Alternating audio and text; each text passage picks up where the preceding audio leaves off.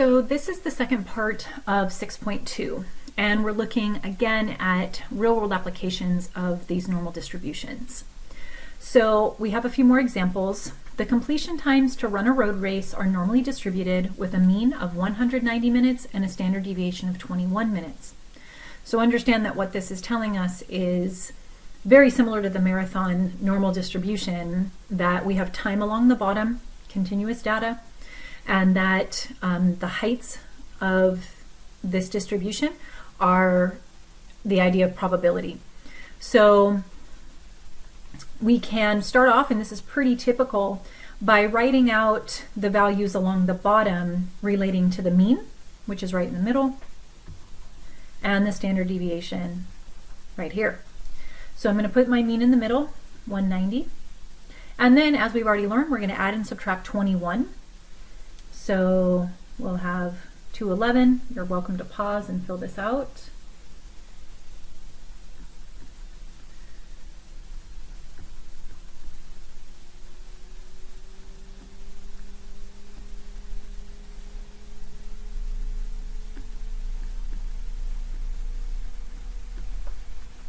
So this just gives us an idea of the values along the bottom. Based on every time I move, I'm going to go one standard deviation more. Now the question is the probability that a randomly selected runner will finish the race in less than 150 minutes. So we'd want to go along the bottom and figure out where 150 is. So go ahead and mark that. And we want to know the probability that the randomly selected runner is less than, they finish the race in less than 150. So now we're using the idea of X. X is a randomly selected runner. And the idea here is, if I use my calculator, I don't have to use the tables. I don't have to try to figure out z-scores and standardize this. Using the calculator will give me what I need. That word does not look good at all. So let me just fix that. So that's the word selected, whether you believe me or not. That's what it was supposed to be. And randomly selected runner. Okay, so we want the probability that a randomly selected runner is going to finish the race in less than 150 minutes. So it would look like this. But we could make a z-score here. We could do data value minus mean divided by standard deviation, find the z-score and look in the table. Or we can just use the normal CDF. So I guess in this case, I will show you the z-score, and then on the next one, I'll do it just using the calculator. So the idea here is I can just continue to write this as it's the same as the z-score being less than, and then I standardize it. 150 minus 190, so the data value minus the mean over the standard deviation. And that's the same as the probability that the z-score is less than, you can do that on your calculator, negative 1.90 to 2 decimal places. So what I want you to see is that makes sense, because here is one standard deviation from the mean, and here is not quite 2 standard deviations from the mean. So the fact that we get a negative 1.9 is really telling us that this data value is almost 2 standard deviations to the left of the mean. That's what that z-score represents. But it allows us to use the table. So now if you go into the table, you can pause if you want, go into the table and find the associated area. And this is what you would find. So it's a fairly small number, and you can see that we have a fairly small amount of area that we shaded. So the probability is quite low, and that makes sense. So that's a very small, number of runners that can run less than a race in less than 150 minutes. It's pretty fast. So now we're going to have a value between. And what I talked about in class was that when we do values in between, I'll typically let you use your calculator because it's a lot of work to not do the calculator and to do z-scores, 2 z-scores, you got to subtract things, there's a lot happening there. So There we go. Oh, sorry, that's not a negative. I don't know why I have negative values on there. That makes no sense to me. I'm like talking and doing here, so let me get rid of those. So all I did was copy the ones from the above because it's the same problem. So there's no reason to not have the same. Okay, so now we've seen this in 6.1. It's just the only difference is X is a randomly selected runner, and we have two scores, so we're talking about being between. So between 205 and 245. So always smallest and then largest. Smallest here is 205, so go ahead and find that along the bottom. Just make an estimate. Ooh, my line is not straight. And then 245 again, just kind of an estimate here. And then we're going to shade in between. And shading is important, and you do get credit for that, so make sure you shade. Yeah. And so here we're going to be using normal CDF. And it's just like we always did, it's just now our mean and standard deviation are no longer 0 and 1. I mean, that's the only difference. So we have our lower bound, our upper bound, our mean, and our standard deviation. And we just put that all into the calculator, and it's going to tell us how much area. The calculator knows if you give them all that information, they know how to find the probability that you're looking for, because they can standardize it, they can do z-scores, they can do everything in the calculator. So we're going to have 0.233. You can make sure that you get that value in the calculator as well. Notice this question does not ask probability, it asks percentage. So it's being a little tricky there, but that does tell us to change what value we got into a percentage. So 23.3% is the percentage of runners. And so that's a little less than a fourth of runners that will finish the race between those two times. And you know, this could be information for a committee that's doing marathon or, you know, road races or something. They need to know how long it's going to take people so they can look at this data and give them an idea of when people should start and finish and things like that. I don't know. It could be valuable information. All right. A construction zone on a highway has a posted speed limit of 40 miles an hour. Whoa. The speeds of vehicles passing through this construction zone are normally distributed with a mean of 46 miles per hour and a standard deviation of 4. So what this tells us is right away that people are going above the speed limit. So we are given the mean. Notice that that's right here, and the standard deviation is right here. So right away you want to recognize, okay, I can do the bottom of my distribution by putting 46 and then just adding 4, which is the standard deviation, to get the other values along the bottom.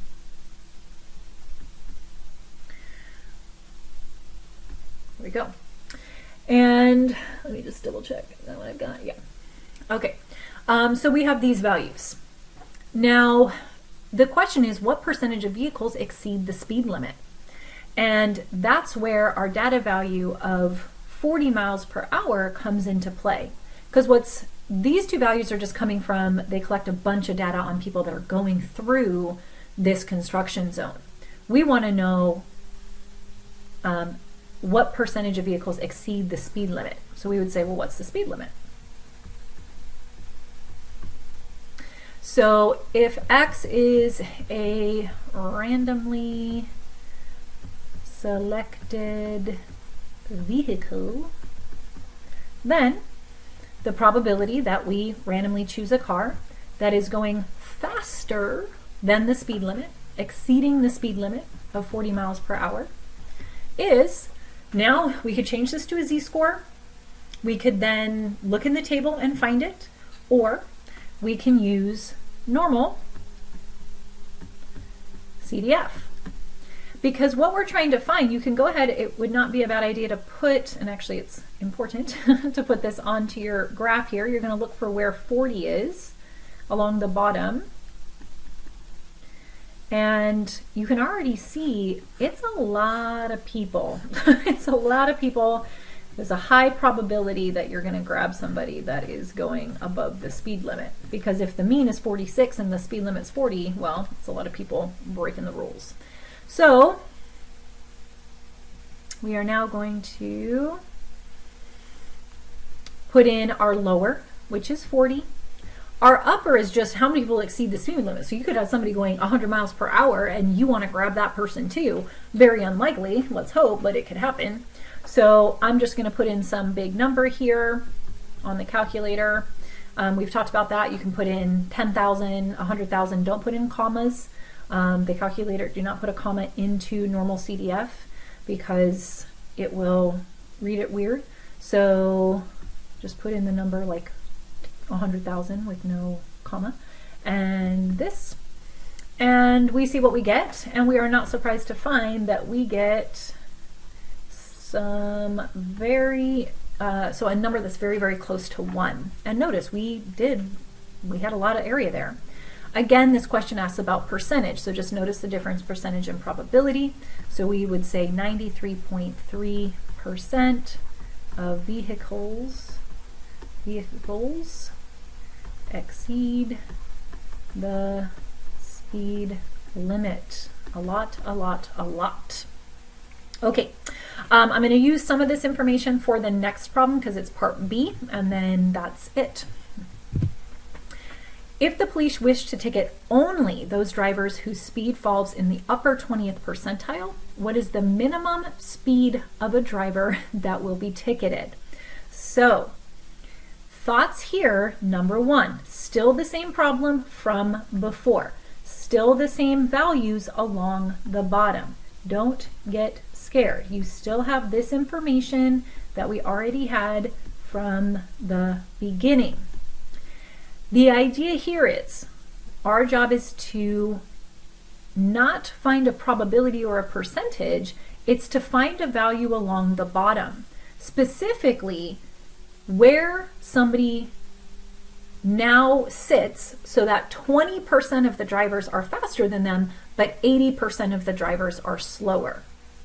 So the idea is that it's just somewhere here. We don't know the value, but we're trying to find the value that separates 20% upper 20th percentile, 20% up, and then 80% below. So there's some number between 46 to 50 where they're going to start ticketing. And this, based on the when to use normal CDF and when to use inverse norm, is when we need to use inverse norm. So the speed that we're looking for a data value, inverse norm. On the calculators from the library, what you'd have to put in is you'd have to put in your amount of area. So we'll put in 0.20 and we'll put in our mean, which again is just coming from above in the problem, and our standard deviation. And then we also have to tell the calculator, where is this 0.2? Is it on the left, is it on the right, or is it in the center? And you can see that in our picture, it's on the right.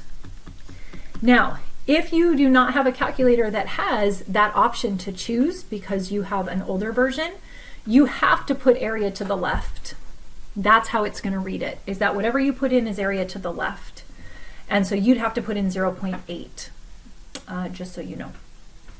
So this is going to now just spit out our answer, bada bing. It should give you, check it, make sure you can get it, 49.36648. That rounded to 1 decimal place, one more than the data set here, which is numbers of miles, is 49.4, it looks like. And I'm not going to be too harsh on the rounding on this, but I want something a little bit more than like the values I see along the bottom. So basically what it's telling us is that a car traveling 49.4 miles per hour or more, because obviously it's going to be everybody that's faster than that, will, I feel like that does not look like a 9, will be ticketed. And that's the idea there behind 6.2. you're using regular data values, like, real world applications, you could standardize it and kind of head back to 6.1, or by using the calculator, you can actually just put in the values that you need and your calculator will give you the values that you're looking for. It knows what to do. And that is section 6.2, part 2.